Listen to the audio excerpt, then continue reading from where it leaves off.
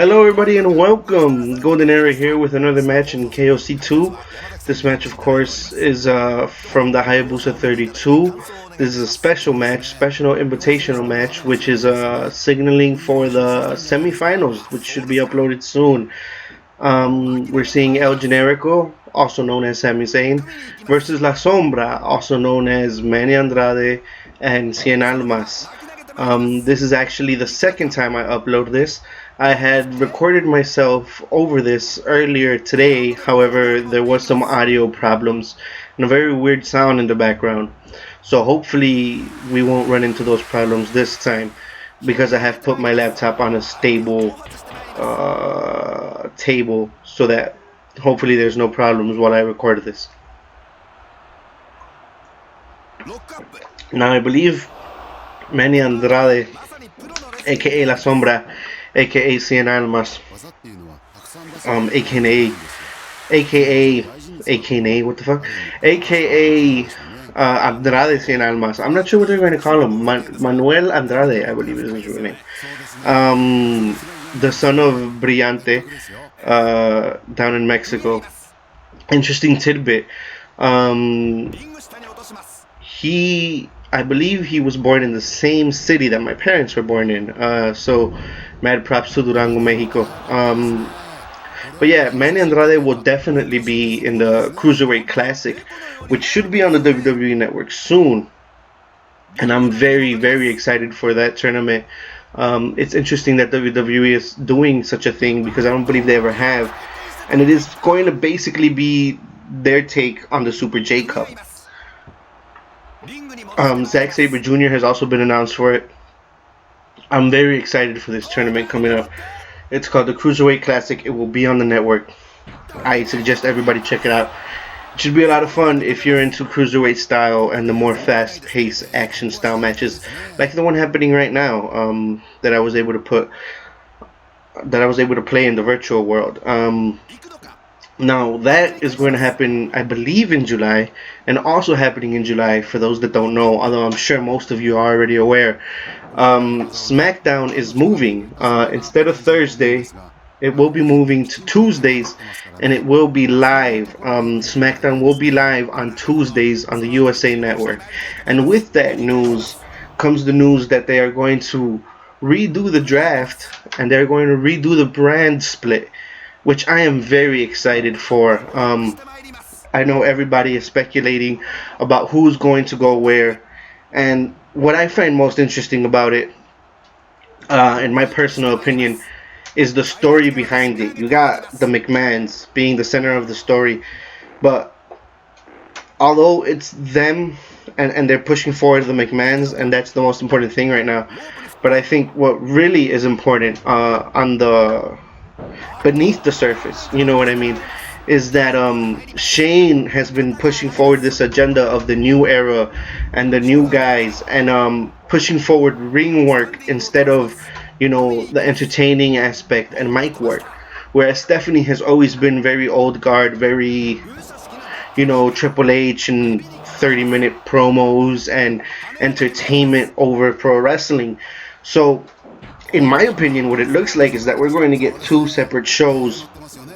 One being the entertainment show, where guys like Enzo Amore, Triple H, and others who are really good with the microphone can run free, like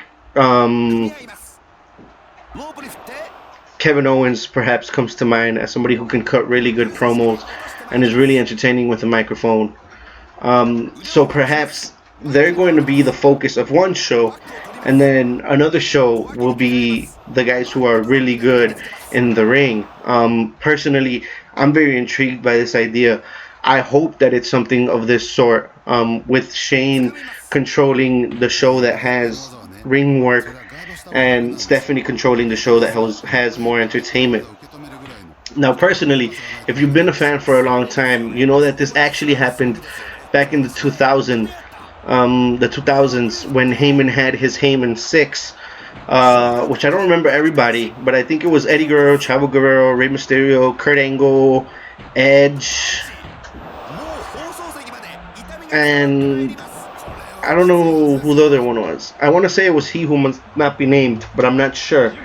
And they would always have fantastic matches on SmackDown, as we see here that La Sombra hurt himself more than he hurt Generico with that beautiful twisting senton corkscrew. I believe that was a corkscrew. Anyway, and SmackDown had better matches back then. And then Teddy Long was the general manager, but I believe the dirt sheets on the internet would say that it was Paul Heyman who was doing the books back then. He was the one putting the matches together and deciding who was going to face off with who.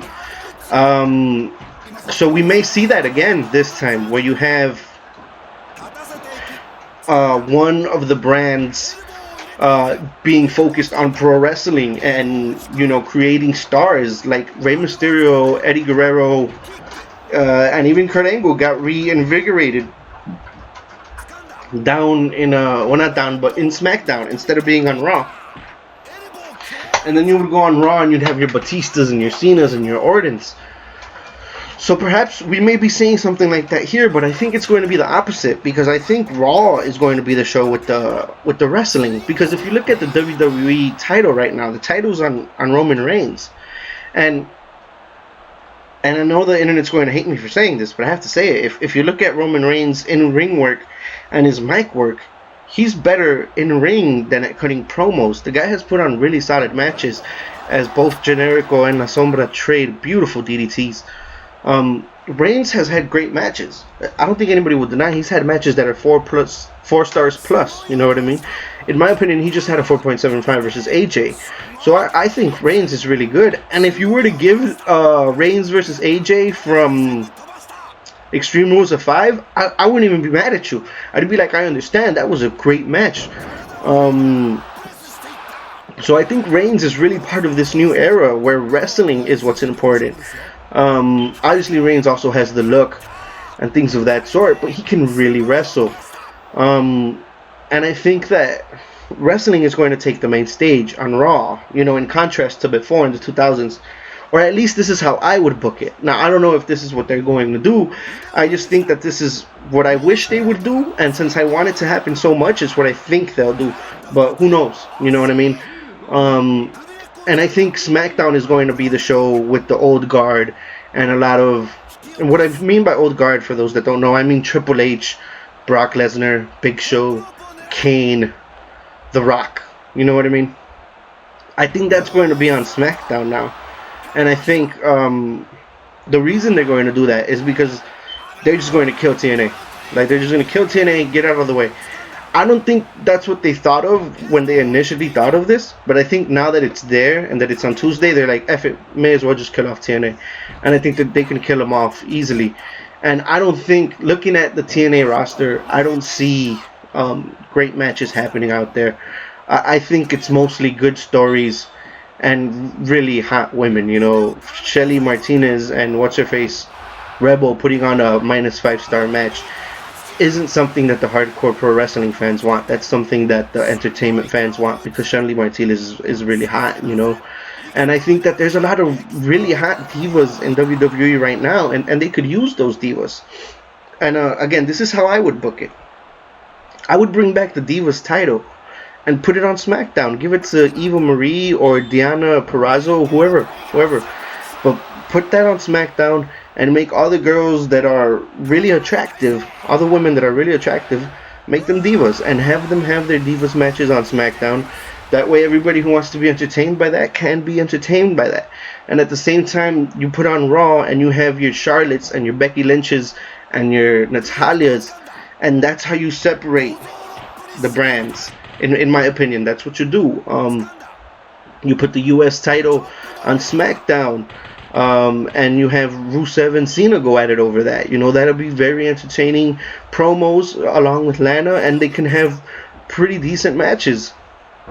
And then you bring back the WCW Championship, and maybe give it to somebody like Sheamus, or maybe even Ziggler can win that belt again. I don't know. Would Ziggler be better off on Monday? Perhaps.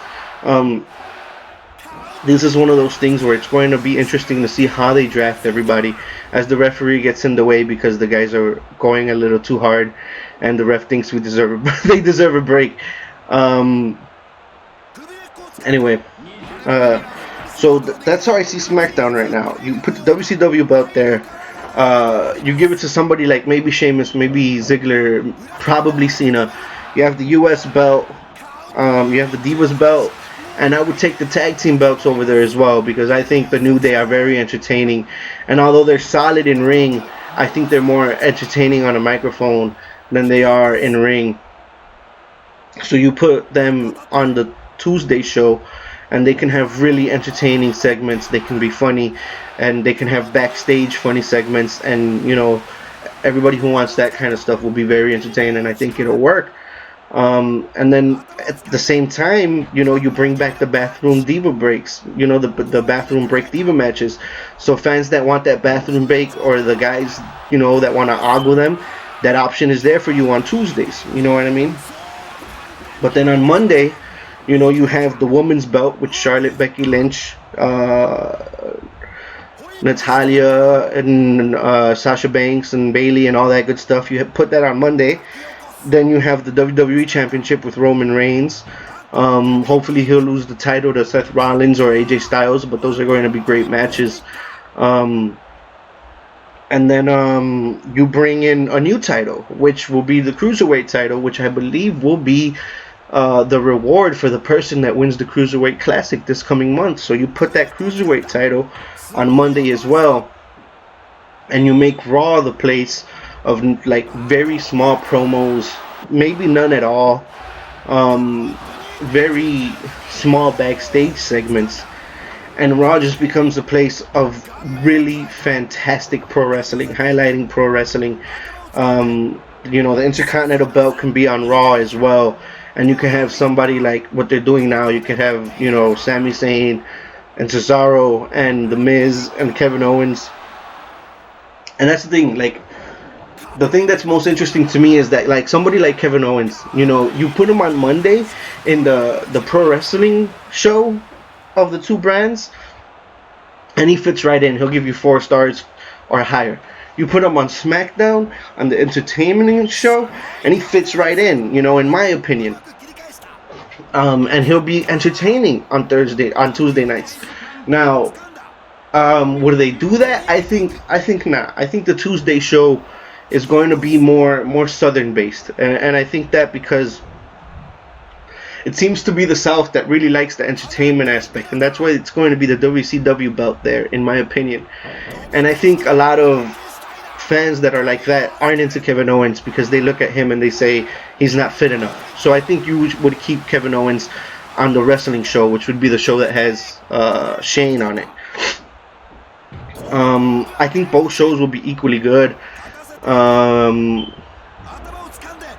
You know, so there's a question of like somebody like Brock Lesnar, you know, not as entertaining, but he's a big name that both of the brands would want to see. So like, where do you put him? Where do you put Bray Wyatt? You know, so I'm very interested in what they're going to do with these two brands, and I'm wondering who gets drafted where. I think new stars will be born. I think the main problem with WWE right now, and NXT as well, is that it's oversaturated. There's too much talent. When you have that much talent, there isn't enough room for anybody to breathe. You know what I mean?